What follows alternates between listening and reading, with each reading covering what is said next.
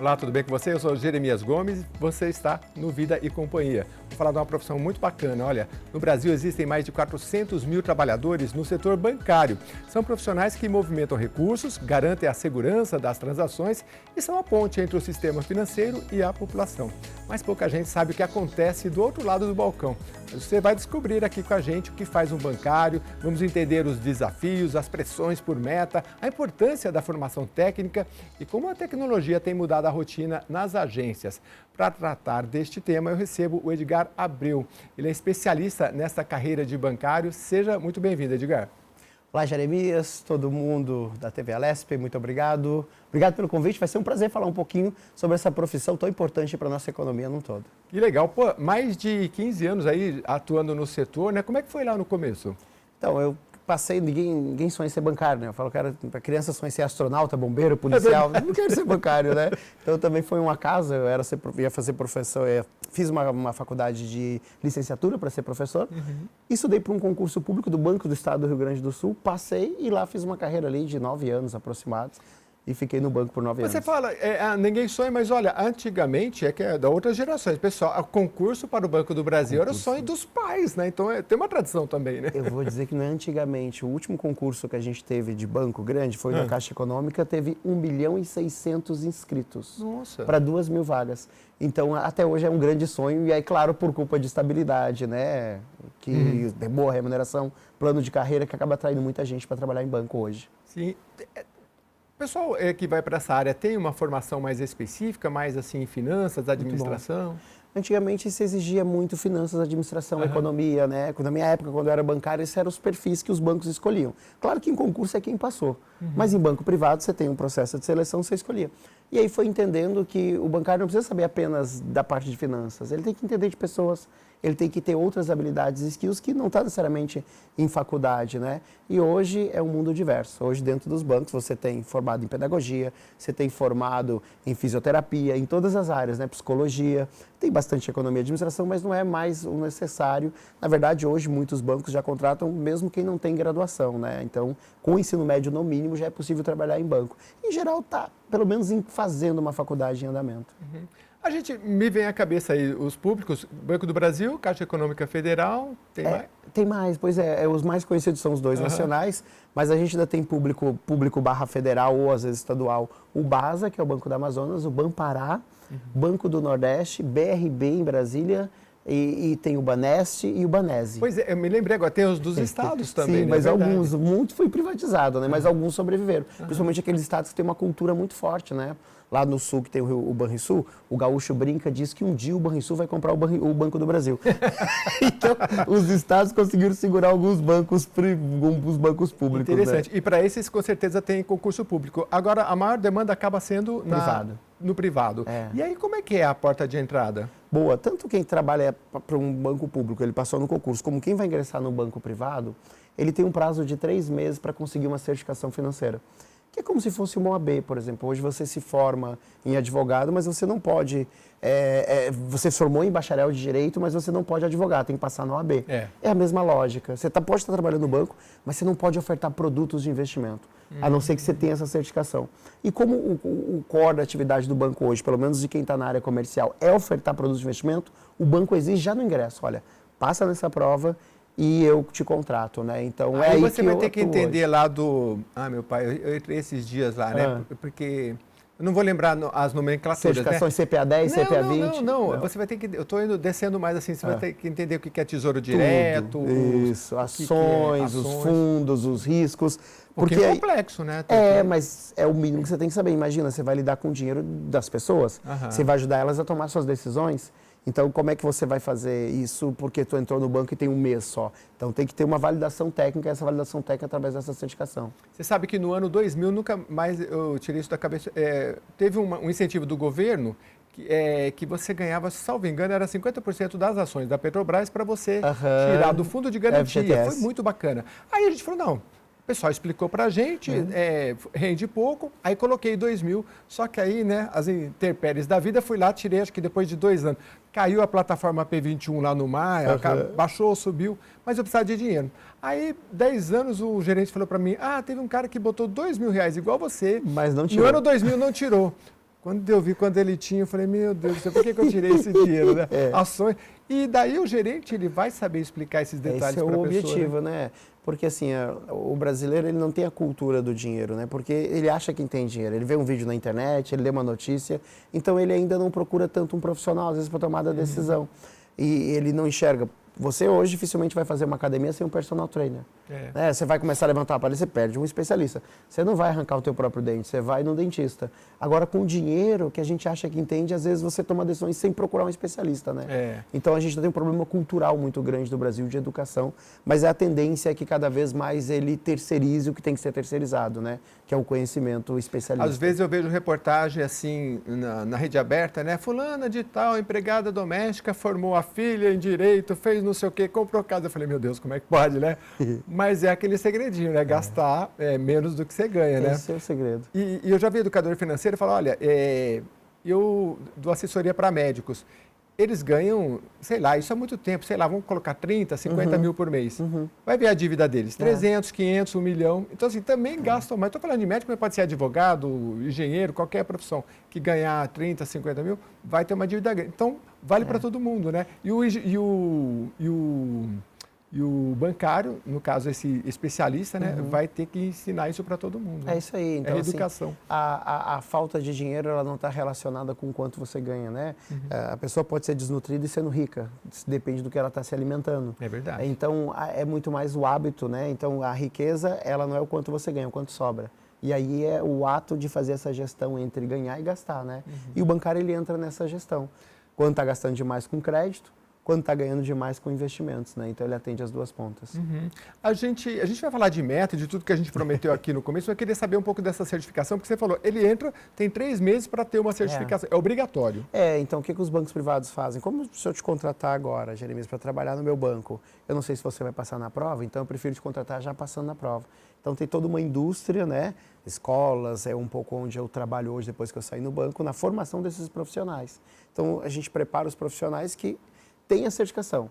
E aí, claro, o banco vai cobrar dele outras skills. Não adianta ele estar certificado. Certificado é como ele tem a carteira de motorista, beleza? Senão ele não pode dirigir na ordem meu carro. dos advogados, pronto. Ele vou contratar para motorista, tem carteira aí, A, B? Tem, bacana, beleza, pode dirigir. Mas será que ele vai ser um bom motorista? Também tem. Então aí vem as outras skills que é importante, né? Quando você fala skill, habilidades, né? É que, desculpa, vai as gírias não tem problema, mas é que a gente tenta popularizar o máximo. E aí, que skills são essas? Que habilidades são essas?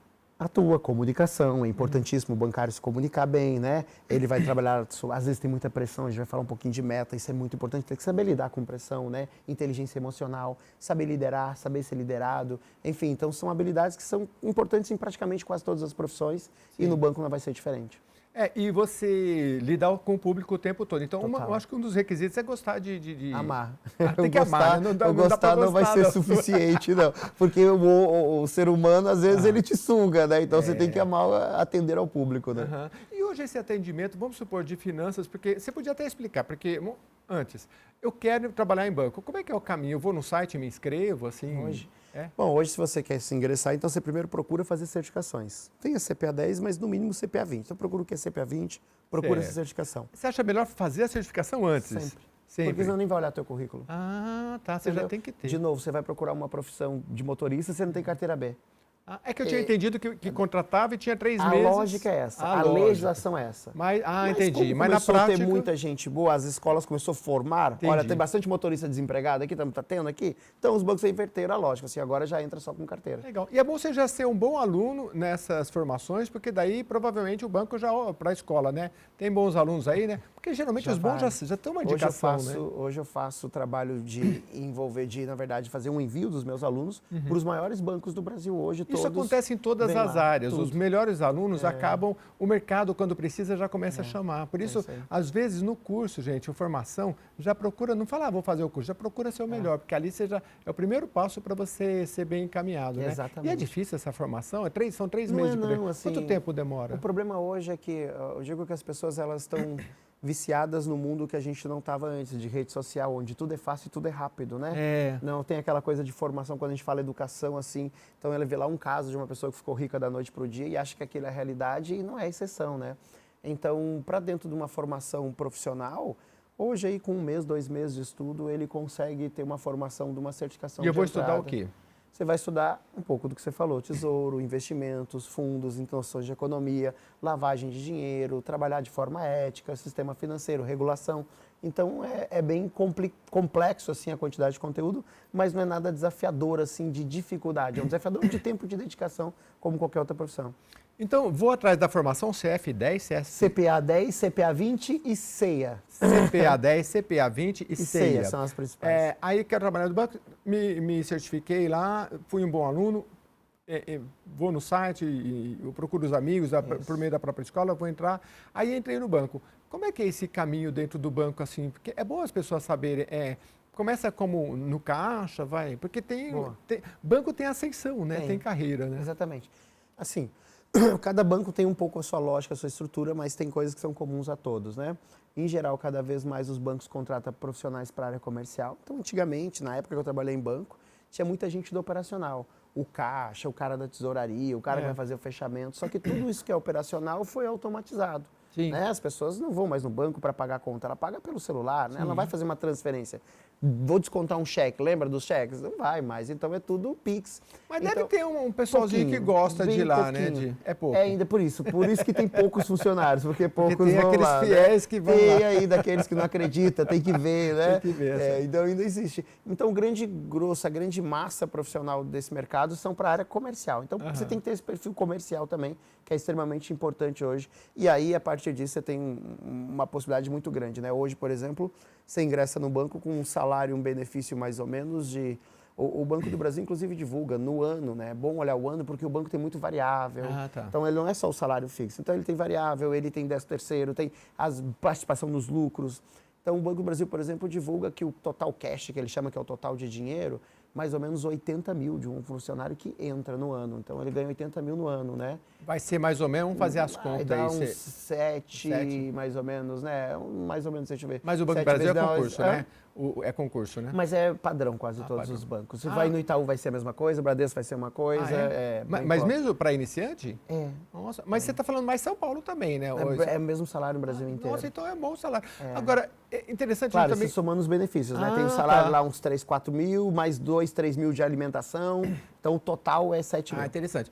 Agora, tem que estar preparado também para a meta. Meta, a gente sabe que o bancário tem e é assim, ao mesmo tempo que uma oportunidade, porque assim, você tem chance de escalar, de aumentar, que outras profissões não têm, mas também tem que ter um controle emocional. Como é que é isso? Que dica que você dá? Então, assim, você vai entrar, você vai adaptar a tua vida a 7 mil, daqui a pouco você vai querer 8, 9, 10, 15, 20, 25 e o banco vai te proporcionar isso.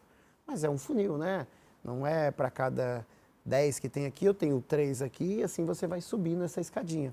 Então, como você faz para subir? É mostrar resultado, né? E mostrar resultado dentro do banco é vendas, né? Então, as vendas vão acontecer, elas são necessárias e as metas estão lá, né? Então, você tem que saber lidar com a meta, porque nem sempre ela é uma meta atingível, né? Nem sempre ela vai contextualizar todos os problemas econômicos ou que o teu bairro tem, ou que a tua carteira tem. Mas, de maneira geral, você tem que lidar um pouco melhor com essas frustrações e cobrança, porque elas vão acontecer. Você não vai trabalhar no banco e sempre bater as metas, né? Então, tem que estar preparado para quando não bater, levantar a cabeça e começar o próximo mês do zero de novo, com toda a vontade, né? A gente falou, com certeza, a gente falou da tecnologia, a gente lembra daquela fase que tinha muito caixa e depois veio a internet e tudo foi reduzindo. E aí, essas equipes de frente ali foram passando para a área de investimentos e tudo mais. Agora a gente está numa outra onda que essa é muito mais forte e poderosa, que é a inteligência artificial. Ela pode automatizar muito mais processos ainda e vai sobrar mais gente para essas áreas. Mas mesmo na área de investimento, por exemplo, a IA, você acha que ela pode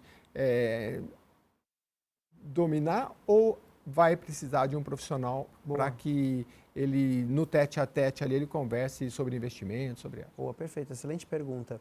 A IA, ela vem para ajudar muito na escala, né? E quando eu falo escala, um cliente que está aplicando 2, 3, 4, 5, 6 milhões, o gerente está falando com ele toda semana. Imagina. Tá lá, tem um WhatsApp direto, qualquer coisa que precisar, ele tem um banco dele, né? Um gerente que é banco dele. Afinal de contas, ele é cobiçado por todos os bancos. Só que um cliente que está aplicando 20 mil, e para ele esse 20 mil é o todo dele, representa a mesma coisa dos 5 milhões para aquele cliente grande, ele não tem nada hoje. porque não tem como o banco escalar isso, né? Como que o banco vai dar um gerente personalizado para um cliente que aplica 20 mil? Então, aí ela vai entrar numa primeira camada, que é justamente atender quem não está sendo atendido hoje, no primeiro ponto, né?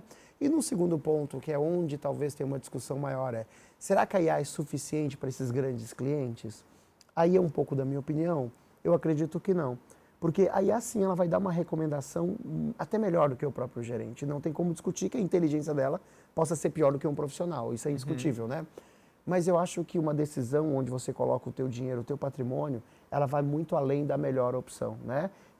Só o humano vai ver o brilho no olho, vai ver a fisionomia do profissional, as dores. Então, vai precisar. Eu acho que a IA vai se juntar, ela vai ser uma ferramenta que esse profissional vai utilizar para maximizar o trabalho operacional que ele faz e dar a melhor carteira para o cliente. Mas vai precisar de um humano. Sim, interessante isso que você falou, porque eu já entrevistei profissionais aqui que eles são responsáveis por fortunas de famílias. Ah, que legal. Então, assim, não é só uma pessoa, é de uma família, de um conglomerado. Então, ali tem que ter um tete-a-tete ali. Você tem que entender várias nuances, né, da família, às vezes algumas brigas familiares que acontecem, sucessão, blindagem, riscos. Então, isso é muita conversa, né? E você está muito presente e essa provocação é muito mais fácil se arrancar de um humano, né? A gente falou das metas, das dificuldades, mas com as boas metas vem também boas comissões, né? Claro. Aí é comissionado, e aí a pessoa tem uma chance de crescer não só na carreira, mas também financeiramente também.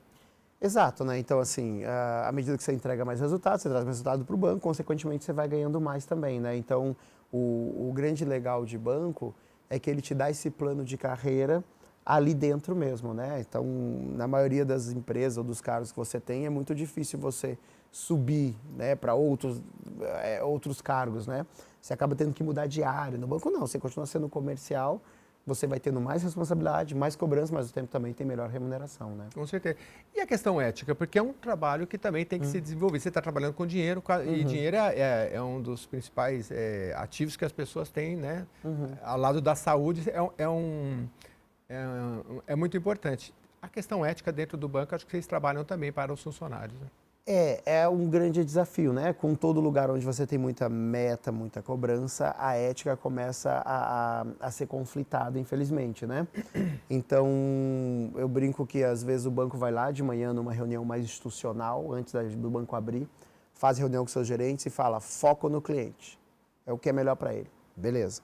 Abriu a agência, antes de abrir ainda, no minuto final, fala, hoje nós temos que vender 1 milhão desse produto. Se virem. Como que eu vou focar no cliente se eu preciso vender 1 milhão nesse produto? Então, todo mundo que entra passa a ter cara desse produto. E eu começo a ofertar esse produto para todo mundo, mesmo para quem não precisa, porque eu preciso bater a meta desse produto. Então, você tem esses problemas que acaba tendo alguns desvios éticos e talvez gerando não a melhor conduta por culpa de objetivos maiores, às vezes do banco e muitas vezes do profissional. Tem uma carreira paralela do banco, que é concorrente de investimento, que é o profissional assessor de investimento, que ele trabalha vinculado às corretoras e bancos de investimento. E esse profissional ele é PJ. Todo o salário dele depende do que ele arrecada, do que ele traz para investir.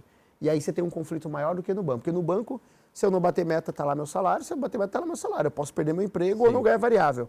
Nesse cargo de assessor de investimento, se tu dobrar o teu investimento, eu dobro o que eu ganho em cima de você. Então você tem um conflito ético muito Edgar, maior. Você que é uma pessoa vivida, eu acho, não sei se você vai concordar comigo com a questão dos princípios, porque o princípio basilar, eu vi uma entrevista esses dias sobre isso. Eu falei, cara, quando você tem uma meta e você pode vender uma porcaria, e você vai vender muito bem. Só que você tem um cliente e ele não vai voltar. Não vai. Os americanos têm uma coisa que eles usam muito, brasileiro também, é o lifetime value, o valor durante a vida. Perfeito. Então, assim, eles olham assim, eu olho para você, tudo bem, eu estou olhando para você porque eu vou vender para você. Mas não quero vender hoje, eu quero vender amanhã, quero vender daqui 1 ano, daqui 10 anos, daqui 50 anos.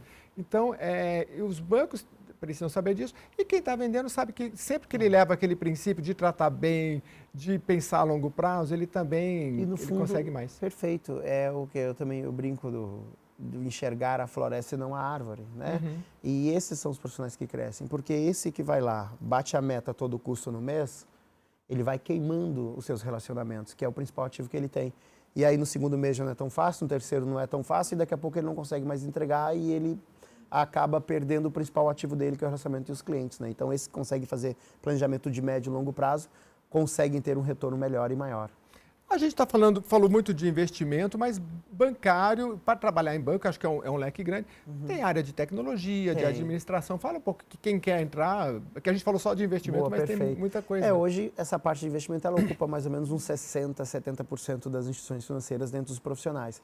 Mas aí tem os outros 40% que é todo o back-office disso, né? Então, você tem dentro do banco marketing, você tem dentro do banco a área de direito, advogados, né? Uma área financeira que não é comercial, que é uma área de análise, uma área de tesouraria muito forte, mas também tem crescido cada vez mais a parte de TI, né? Tecnologia dentro dos bancos tem sido cada vez mais forte, né? E aí, trazendo de novo o banco público, que o banco público você tem uma informação mais consolidada, os bancos, tanto o Banco Brasil quanto o Caixa, têm feito concurso abrindo a mesma quantidade de vagas para a área comercial para a área de TI.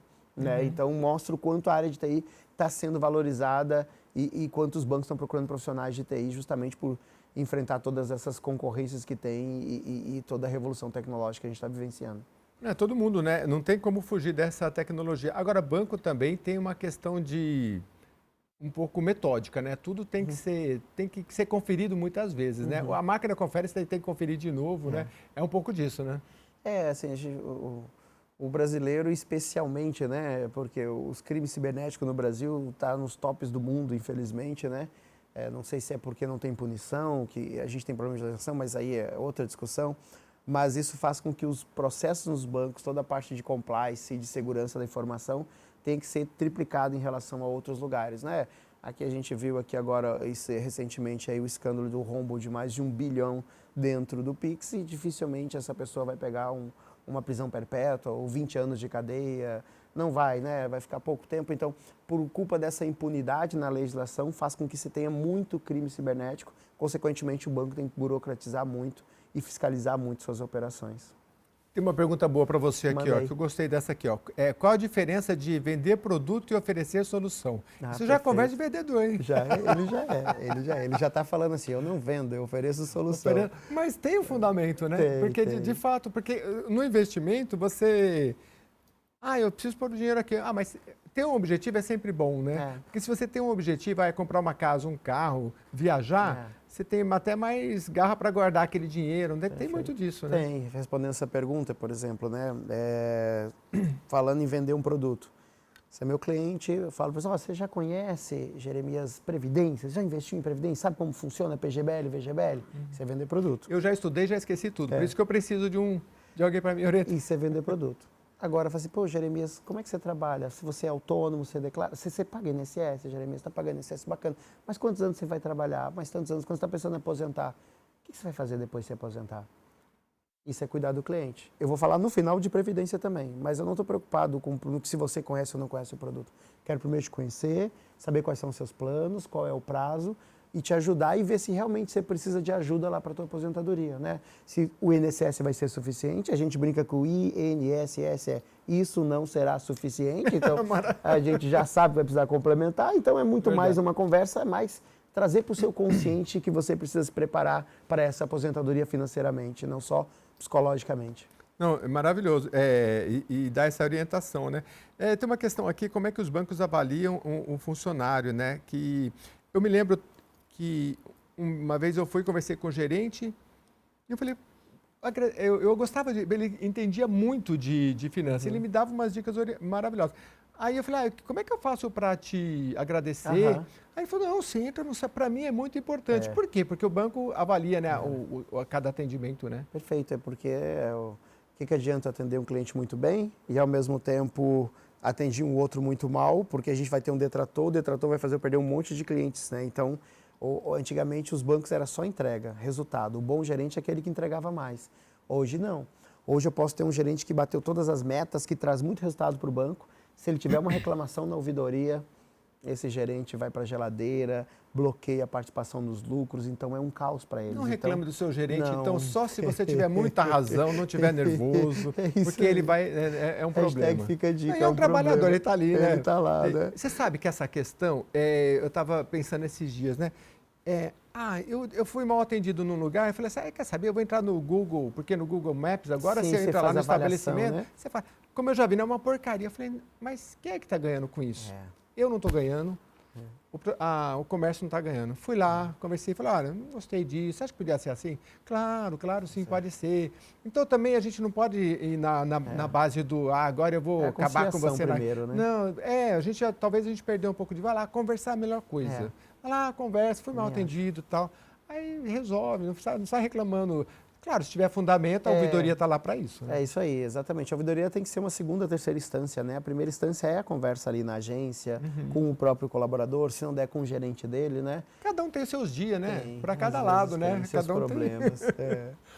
Tem essa coisa de você entrar e falar, e estar numa agência mais distante, quer ir para uma agência mais pomposa, num lugar que numa Faria Lima. Todos os bancos, eles criam uma agência mais pomposa, né? Porque as pessoas pomposas não querem ficar perto das que não são pomposas, né?